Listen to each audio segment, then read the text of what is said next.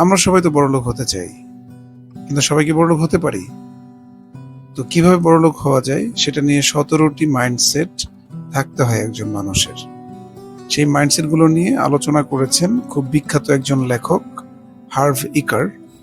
উনি ওনার secrets of millionaire mind এই বইতে খুব সুন্দর করে 17টি মাইন্ডসেটের কথা উল্লেখ করেছেন, যে 17টি মাইন্ডসেট রিচ পিপলরা তাদের মনের ভিতরে ধারণ করে, আর পুর পিপলরা ঠিক তার বিপরীতে অন্য কিছু ধারণ করে। তো সেগুলো নিয়ে আমরা জাস্ট 7টা বৈশিষ্ট্যকে তুলে ধরেছি আমাদের এই প্রেজেন্টেশনে।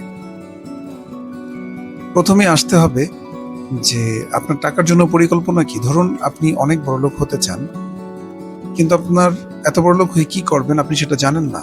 আপনাকে সেটা খাতা কলমে লিখে রাখতে হবে, অথবা আপনার মাইন্ডে খুব স্পষ্ট একটা আইডিয়া থাকতে হবে যে আমি এত টাকার মালিক হলে এটা করব, আমি এত টাকার মালিক হলে এটা করব। ধরুন দুজন বন্ধু রকিব ও সোহেল, তারা হঠাৎ কোনো বড় একটা প্রজেক্ট থেকে 5 লক্ষ টাকা পেল।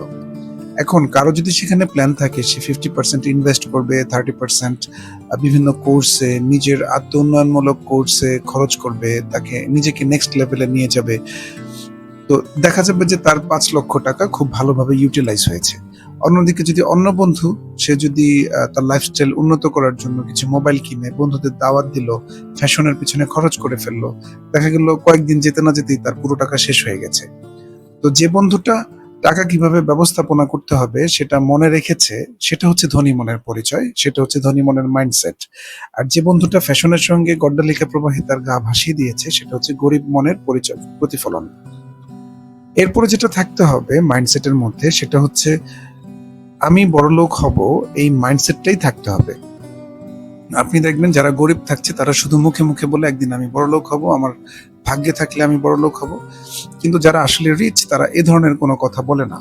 তারা যেটা করে, প্রতিদিন নতুন কিছু শেখে, অনলাইনে কোর্স করে, ছোট ব্যবসা শুরু করে এবং দক্ষতা উন্নয়নে অনেক কাজ করে। লক্ষ্য পূরণে, তাদের যদি লক্ষ্য থাকে ধনী হওয়ার, সেই লক্ষ্য পূরণে তারা সম্পূর্ণ নিজেকে বিনিয়োগ করে। অন্যদিকে ধরেন আরেকজন, সে হচ্ছে কি সিরিজ দেখে সময় কাটায়, আড্ডা দেয়, আর বলে এত কষ্ট করে লাভ কি, খুব তো আরামে আছি। আপনি দেখবেন যে বন্ধুটা ওই খুব তো আরামে আছে বলছে, সে সামনের বছর ওই ওয়েব সিরিজের সিজন 2 দেখছে। আর যে বন্ধুটা কষ্ট করছে সে বন্ধুটা পরের বছর তার নিজস্ব ব্যবসা নিয়ে সামনে এগিয়ে যাচ্ছে, অথবা নতুন কোনো লেসন শিখছে। তো এই যে নতুন লেসন শেখার যে বিষয়টা, সেটা হচ্ছে ধনী মনের পরিচয়। আর এই যে ওয়েব সিরিজ দেখে উল্টাপাল্টা কাজ করে নিজের সময় কাটানো, সেটা হচ্ছে গরিব মনের মাইন্ডসেট। এরপর হচ্ছে আপনাকে বড় চিন্তা করতে হবে। আপনি যদি ধনী হতে চান আপনাকে বড় চিন্তা করতে হবে, নিজেকে সম্মান করতে হবে। যেমন দুজন কম্পিউটার প্রোগ্রামার, তারা দুজনই, একজন হচ্ছে গিয়ে চাকরির পাশাপাশি তার নিজস্ব একটা কোম্পানি করার চিন্তা করছে, সে নতুন আরো 10 জন ইঞ্জিনিয়ারকে নিয়োগ দেওয়ার চিন্তা করছে। তো সে যদি এভাবে চিন্তা করে এবং সে অনুযায়ী ডেডিকেটেডলি কাজ করে, তাহলে দেখা যাবে এক সময় তার একটা সফটওয়্যার কোম্পানি দাঁড়িয়ে গেছে। অন্যদিকে আরেকজন যদি চিন্তা করে যে না, আমার তো অত বড় ডিগ্রি নাই, আমার মাস্টার্স নাই বা পিএইচডি নাই, সেই ক্ষেত্রে আমাকে দিয়ে তো কিছু হবে না, এই যে এই নিচু মানসিকতা, এই যে ছোট চিন্তা করা নিজের বিষয়ে, এটাই আসলে তার গরিব থাকার জন্য যথেষ্ট। এরপর আমরা আসি অপরচুনিটির দিকে। একজন রিচ মাইন্ডসেটের পার্সন যে কোনো কিছুতে অপরচুনিটি খুঁজে পায়, আর একটা পুর মাইন্ডসেটের পার্সন যে কোনো কিছুতে অবস্টেকেল খুঁজে পায়। এজন্য ধরুন দুজন বন্ধু, তারা হচ্ছে দুজন বন্ধু মিলে প্ল্যান করেছে একটা অনলাইনের বিজনেস দিবে। এখন দেখা গেল অনলাইন বিজনেস দেওয়ার যে আলোচনা, সে আড্ডাটায় প্রথম বন্ধু বলল যে এখানে অনেক অপরচুনিটি আছে, আমরা অনেক কিছু করতে পারি। কিন্তু দ্বিতীয় বন্ধু বলল যে না, এখানে অনেক রিস্ক আছে, আমরা ব্যাংক লোনের নিচে পড়ে যেতে পারি, আত্মীয় স্বজন কি বলবে, আমি তো খুব ভয় পাচ্ছি, থাক, এর থেকে ভালো আমি চাকরিতে আছি, আমি চাকরিতে থাকি, আমি ব্যবসা করব না। সো এই যে আমি ব্যবসা করব না, আমি চাকরিতে থাকি, এই যে মাইন্ডসেটটা, এটা হচ্ছে গরিব মনের পরিচয়। আর ওই যে আরেকজন যে হচ্ছে গিয়ে শুধুমাত্র সুযোগের দিকে নজর দিচ্ছে, অবশ্যই তার রিস্ক ক্যালকুলেশন আছে, সেটা দোষের কিছু নয়, কিন্তু সুযোগটাকে যে বেশি ভালোবাসছে তার জন্যই আসলে সুযোগ ওপেন হয়। তো এর পরের মাইন্ডসেটে আসি আরেকজনের প্রশংসা করতে পারার যে মানসিকতা, সেটা। এবং আপনি দেখবেন যে যারা ধনী হয়েছে, যারা রিচ হয়েছে, তারা একজন রিচ আরেকজন রিচকে খুব প্রশংসা করে, তাদের কাছ থেকে একজন আরেকজন শিখতে চায়। অন্যদিকে পুর যারা, তারা মনে করে যে যারা ধনী হয়েছে তারা অন্যকে ঠকিয়ে ধনী হচ্ছে, তারা হয়তো কোনো জ্যাকপট পেয়েছে সেজন্য তারা ধনী হচ্ছে, বা তাদের বাবার অনেক টাকা ছিল, এজন্য তারা ধনী হয়েছে। আসলে এগুলো হচ্ছে তাদের মাইন্ডসেট, এটা হচ্ছে পুর মাইন্ডসেট।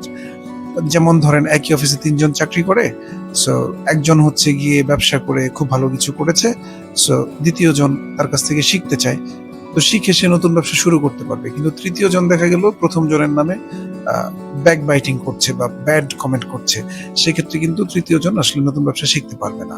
সো এই মাইন্ডসেটটা ভালো থাকতে হবে। এরপর হচ্ছে পজিটিভ পিপলের সঙ্গে সময় কাটানো। এটা আমাদের ইসলাম ধর্মেও খুব স্পষ্ট করে বলা আছে। কেউ যদি ধনী হতে চায়, কেউ যদি জ্ঞানী হতে চায়, তাকে আসলে ধনী এবং জ্ঞানীদের সঙ্গেই সময় কাটাতে হবে। আপনি কখনোই নেশাখোর, নেতিবাচক, ব্যর্থ মানুষের সঙ্গে সময় কাটিয়ে আপনি কখনোই সাকসেসফুল হতে পারবেন না। হ্যাঁ, আপনি কখনোই যেই আড্ডার মধ্যে ছবির আলাপ হবে, অন্যের বিষয়ে বদনামের কথা হবে, সে আড্ডায় যদি আপনি সময় নষ্ট করেন, তাহলে সেটা সময় নষ্ট হবে।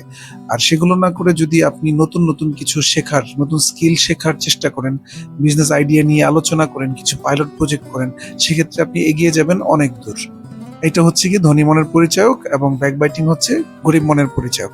এবার সবার শেষে আসি 7ম নাম্বারে, সেটা হচ্ছে গিয়ে মানসিকতায়, আপনার শেখার যে মানসিকতা, সেটা অভ্যাসে পরিণত করতে হবে। কেউ যদি বুঝে ফেলে যে আমি সবকিছু জানি, তাহলে আসলে তাকে দিয়ে কিছু হবে না। আর আপনি যদি মনে থাকে যে আপনি আসলে শিখছেন, আপনার সবকিছু জানা বাকি রয়ে গেছে, সেক্ষেত্রে আপনার পক্ষে শেখা সম্ভব। যেমন তানভীর ও নাফিস একই ব্যাংকে কর্মরত। তানভীর যেটা করত, সেমিনারে অংশ নিত, ফাইন্যান্স এবং লিডারশিপ বিষয়ে কোর্স করত, এবং সে বিশ্বাস করত উন্নতি করতে হলে প্রতিদিনই তাকে নতুন নতুন কিছু শিখতে হবে।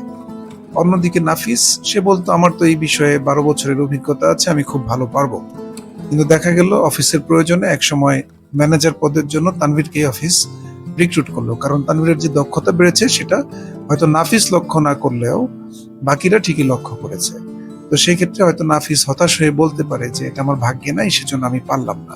কিন্তু আসলে কি ব্যাপারটা তাই? ব্যাপারটা তা না। নাফিসের আসলে গরিব মনের মাইন্ডসেট ছিল, আর তানভীরের আসলে রিচ মনের মাইন্ডসেট ছিল। তো আপনারা হচ্ছে গিয়ে বইটি পড়ে নিতে পারেন। বইটি পড়লে আপনারা আরো খুব স্পষ্ট, আরো কিছু সুন্দর উদাহরণ পাবেন। তো সেই উদাহরণগুলো থেকে আশা করি ইনশাল্লাহ আপনাদের অনেক বেনিফিটস হবে। ধন্যবাদ সবাইকে।